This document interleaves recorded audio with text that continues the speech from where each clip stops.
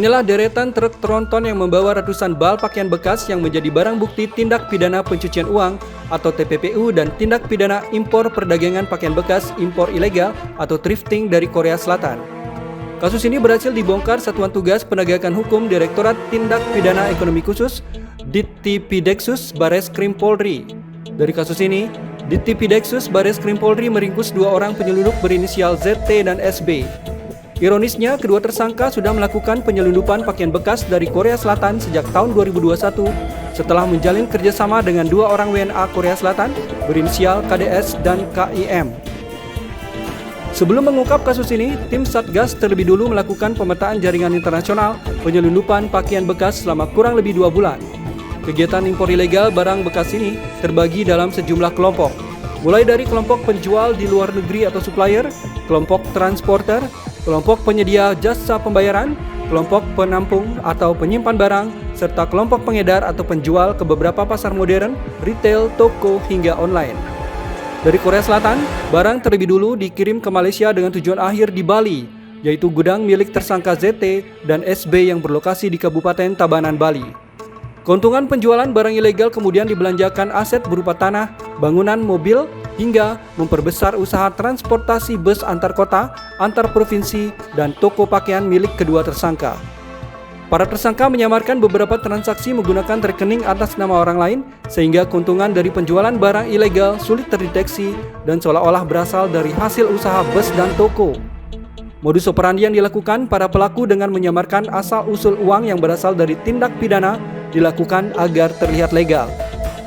Berdasarkan analisis transaksi keuangan oleh PPATK, total transaksi impor ilegal yang berlangsung sejak tahun 2021 hingga 2025 tersebut mencapai 665 miliar rupiah. Sementara nilai aset yang disita mencapai 22 miliar rupiah. Melakukan dugaan tindak pidana perdagangan berupa impor barang yang dilarang dalam bentuk pakaian bekas pakai atau yang tidak dalam keadaan baru dalam kurun waktu 2021 sampai dengan tahun 2025. Selain menyita bus antar kota dan antar provinsi, dari kasus ini petugas juga mengamankan sejumlah dokumen seperti Bill of Lading dari Korea ke Port Klang, Malaysia, surat jalan pengiriman bal pres ke Bali, pembukuan gudang milik ZT dan SB di Tabanan, serta dokumen pembayaran pembelian bus milik ZT. Kedua tersangka dijerat dengan pasal 111 Junto pasal 47 ayat 1 atau pasal 112 ayat 2 Junto pasal 51 ayat 2 Undang-Undang Nomor 7 Tahun 2014 tentang perdagangan sebagaimana diubah dalam Undang-Undang Nomor 6 Tahun 2023 tentang Cipta Kerja dan pasal 3, 4, dan 5 Undang-Undang Nomor 8 Tahun 2010 tentang pencegahan dan pemberantasan pidana pencucian uang Junto pasal 64 KUHP. Atas dugaan tindak pidana pencucian uang terancam pidana penjara paling lama 20 tahun. Sementara atas dugaan pelanggaran ketentuan impor barang terancam pidana penjara paling lama 5 tahun. Laporan LCD dan Pasar, Garuda TV.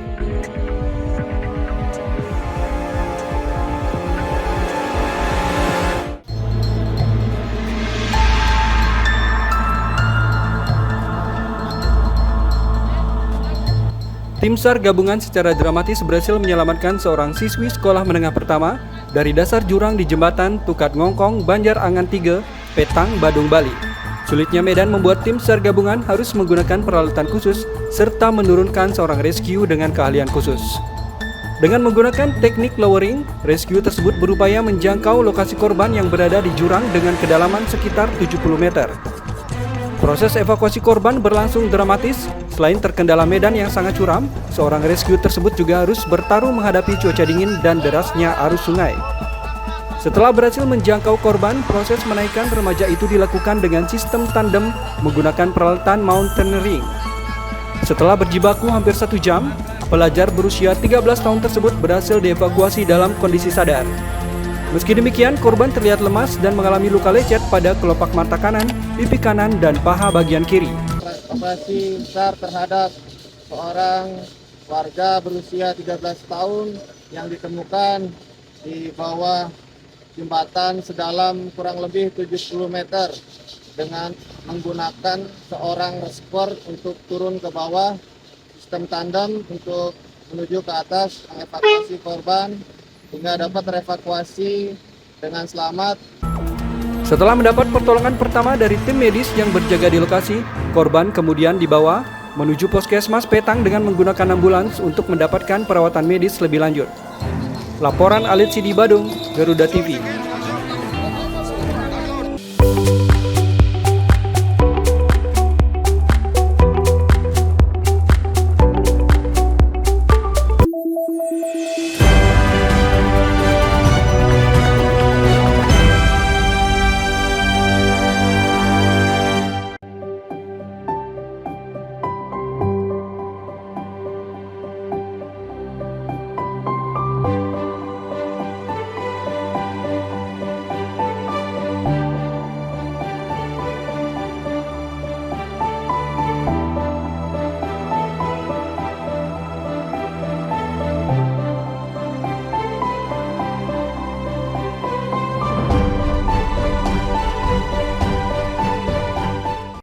Every sunrise brings us energy, pure, clean, and endless. At Swiss Bell Resort Pachatu, our solar panels capture the sun's rays to generate sustainable electricity. This clean energy powers our electric vehicles, reducing emissions and driving a greener tomorrow. Swiss Bell Resort Pachatu, committed to a cleaner, brighter future.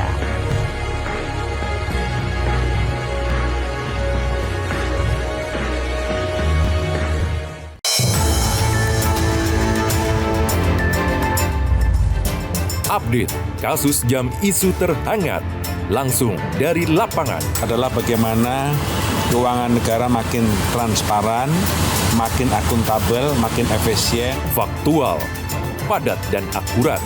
Ikuti setiap perkembangan di Laporan 8 petang. Setiap hari pukul 6 sore. Live di Garuda TV.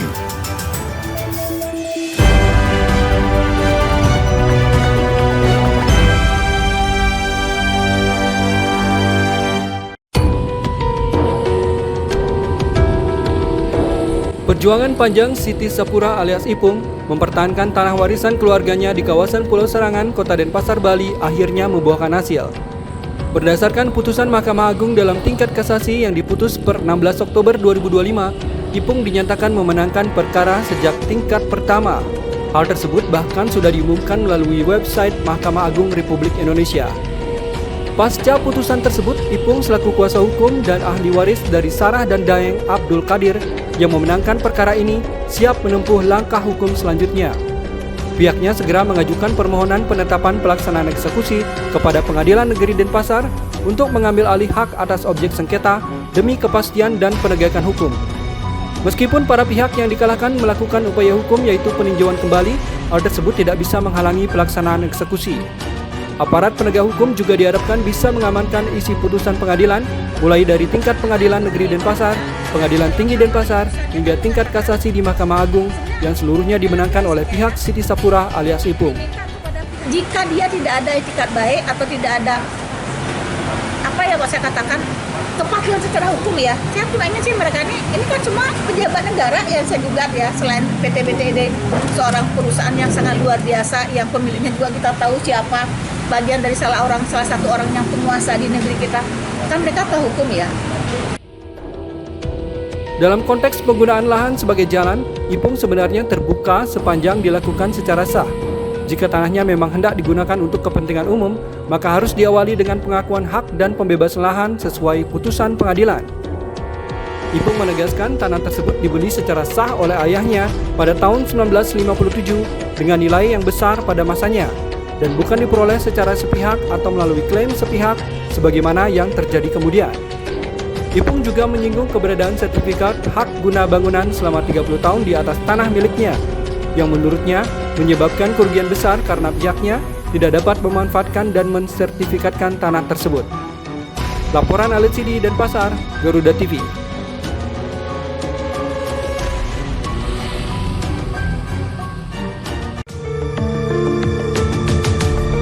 Puluhan kerama adat Desa Banyuasri Buleleng dipimpin Bendesa Adat Banyuasri Nyoman Mangku Widiasa mendatangi kantor Majelis Desa Adat atau MDA Provinsi Bali di kawasan Renon, Denpasar. Kedatangan para kerama ini untuk meminta pertanggungjawaban MDA Provinsi Bali terkait surat keputusan yang telah dikeluarkan. Surat tersebut dituding menjadi sumber kegaduhan karena membatalkan hasil pemilihan Bendesa Adat setempat. Apalagi Desa Adat Banyuasri memenangkan seluruh proses hukum sampai tingkat kasasi di Mahkamah Agung. Namun suasana kembali gaduh menyusul terbitnya surat MDA Provinsi Bali yang membatalkan hasil pemilihan Bendesa Adat. Selain meminta pertanggungjawaban MDA Provinsi Bali, massa juga menuntut MDA Provinsi Bali mengakui hasil pemilihan Kalian Adat Banyuasri periode 2022-2027 sesuai hasil Parlemen Desa Adat pada 13 Februari 2022. Kalian Desa Adat Banyuasri Nyoman Mangku Widiasa mengungkapkan seluruh prosedur Parlemen maupun petunjuk dari MDA Provinsi Bali sudah dijalankan. Namun surat pembatalan pemilihan Bendesa Adat justru membuat proses menjadi berlarut-larut. Terkait aspirasi tersebut, Penyarikan Agung MDA Provinsi Bali, Idewo Nyomantrai Asmara menyatakan belum bisa memberi keputusan dan berjanji segera menindaklanjuti aspirasi tersebut. Keputusan Mahkamah Agung juga menjadi landasan dan akan jadi rekomendasi bagi MDA Provinsi Bali karena keputusan yang dikeluarkan bersifat kolektif kolegial. Kenapa tidak dikeluarkan SK sementara? Dulu kan ada wicara. Nah, kemudian masih ada proses hukum negara. Karena ada proses hukum negara, kita akan menghormati semua. Apalagi hukum negara. Sekarang sudah ada putusan dari hukum negara. Nanti kita akan pertimbangkan. Karena ini adalah kolektif kolegial, kami tidak bisa sendiri memutus. Saya sudah memberikan bukti otentik, putusan Mahkamah Agung, putusan Pengadilan Tinggi dan Pengadilan Negeri sudah saya berikan. Kemudian dari pengelisir MDA Provinsi menjanjikan sebelum tanggal 4, apakah berkenan beliau-beliau yang terhormat untuk mengeluarkan surat pengukuhan prajurit. Kerama juga menolak keputusan Sabekerta MDA Provinsi Bali yang mencabut keputusan Perjuru Desa Adat Banyuasri tanggal 20 Februari 2022 tentang pemberian sanksi adat ke Sepekang atau pengucilan terhadap 11 kerama desa yang melakukan pelanggaran awik-awik atau perarem pelaksanaan ngadegang Kalian Desa Adat Banyuasri. Setelah menyampaikan aspirasi, seluruh kerama adat Desa Banyuasri Buleleng membubarkan diri dengan tenang. Laporan Alit Sidi Denpasar, Garuda TV.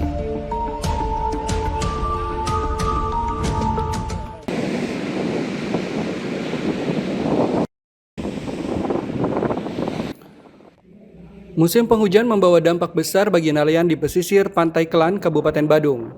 Gelombang tinggi dan angin barat memaksa nelayan menghentikan aktivitas melaut demi keselamatan jiwa. Memasuki musim penghujan, nelayan di pesisir Pantai Kelan memilih untuk tidak melaut. Kondisi gelombang yang tinggi serta angin kencang dari arah barat dinilai sangat membahayakan keselamatan, sekaligus berdampak pada hasil tangkapan yang semakin minim. Sementara kami istirahat dulu Pak, karena memang hari-hari ini bulan-bulan ini memang situasi harus begini Pak. Bulan 12 sampai bulan 3 kami di sini di Pantai Kelan ini memang mengalami situasi angin dari barat Pak. Sekali-sekali kami kadang berangkat Pak, bisa juga berangkat kadang-kadang. Bulan Desember sampai Maret, kondisi cuaca diperkirakan belum bersahabat di Pantai Kelan karena masih angin barat.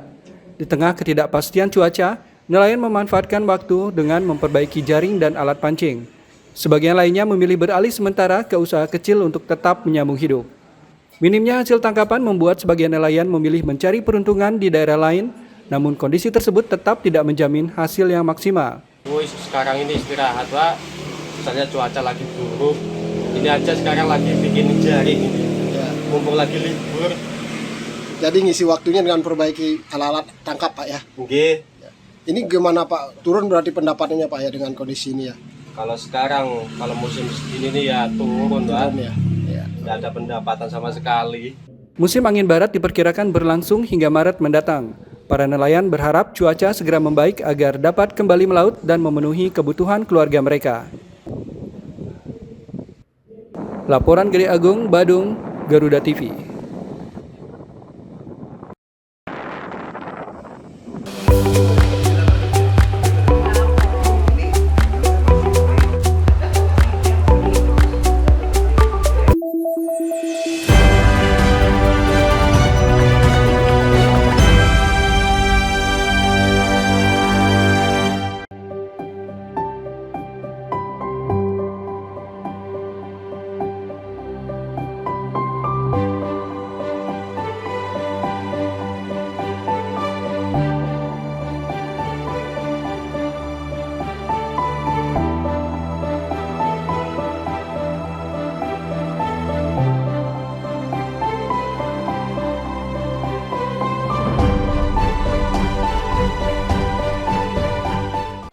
Every sunrise brings us energy, pure, clean, and endless.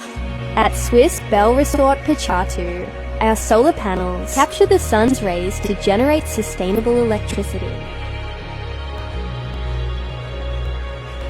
This clean energy powers our electric vehicles, reducing emissions and driving a greener tomorrow. Swiss Bell Resort Pachatu, committed to a cleaner, brighter future.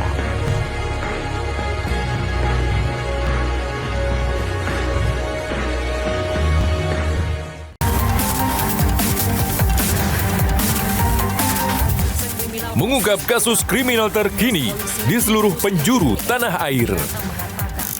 Ulasan tajam tanpa ampun bersama para aparat.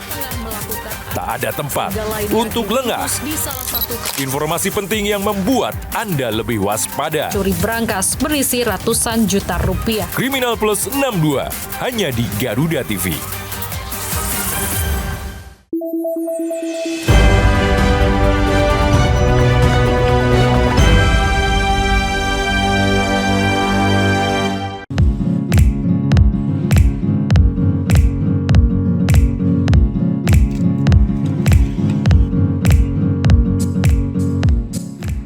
Di tengah kreativitas warga dalam membaca peluang usaha, ada satu bisnis terbilang unik namun mampu menghasilkan cuan besar, yaitu jasa servis dulang dan wanci berbahan fiber.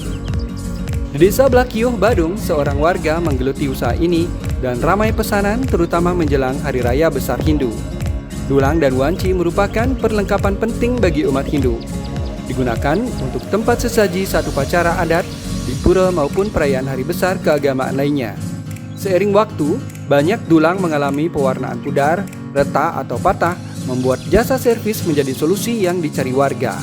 Kebanyakan warga ibu-ibu nih punya dulang yang lama-lama nih kan udah warnanya udah pudar, kemudian di kembali gitu. Di servis Pak ya? Ya kan lebih irit, jadi kayak baru jadi lagi jadinya. Berarti itu ya di awal ya Pak untuk buka usaha ini Pak ya? Harga jasa perbaikan bervariasi. Dulang standar susun 3 dipasang tarif Rp75.000, susun 4 Rp85.000, dan susun 5 Rp95.000. Untuk efisiensi pengerjaan, seluruh pesanan terlebih dahulu dikumpulkan dan dikerjakan bersamaan dalam 1 pekan. Proses pengerjaan tergantung kondisi kerusakan, namun bisa selesai dalam waktu 1 jam saja. Menjelang Hari Raya, pesanan bisa melonjak drastis hingga 20 dulang per hari. Di hari biasa, pesanan berkisar 5 hingga 15 unit. Laporan Agung, Badung, Garuda TV.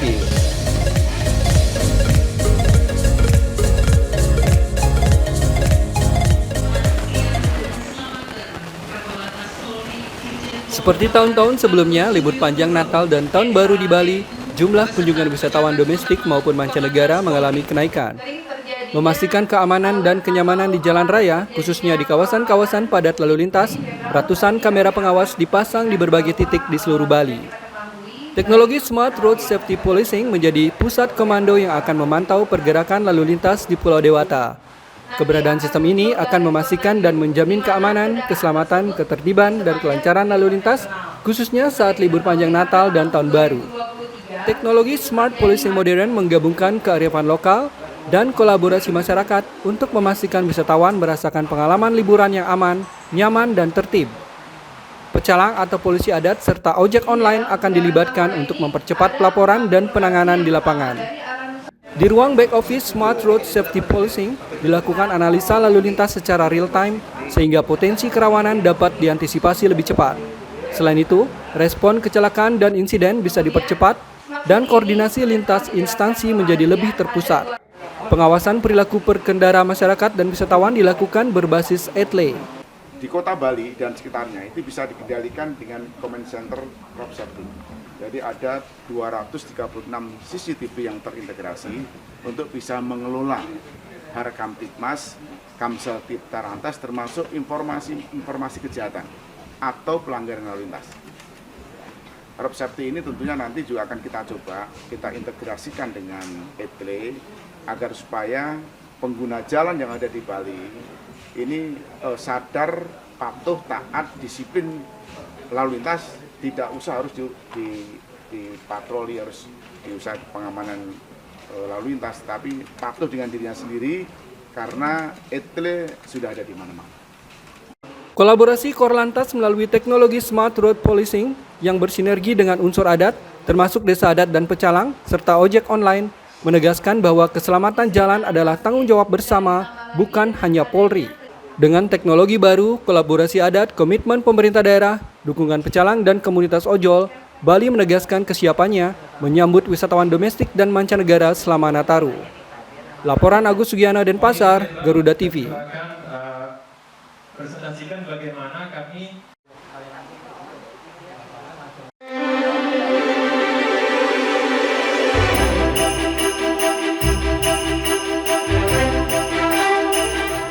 Menjelang perayaan Hari Raya Natal, nuansa meriah mulai terasa di berbagai sudut Pulau Bali.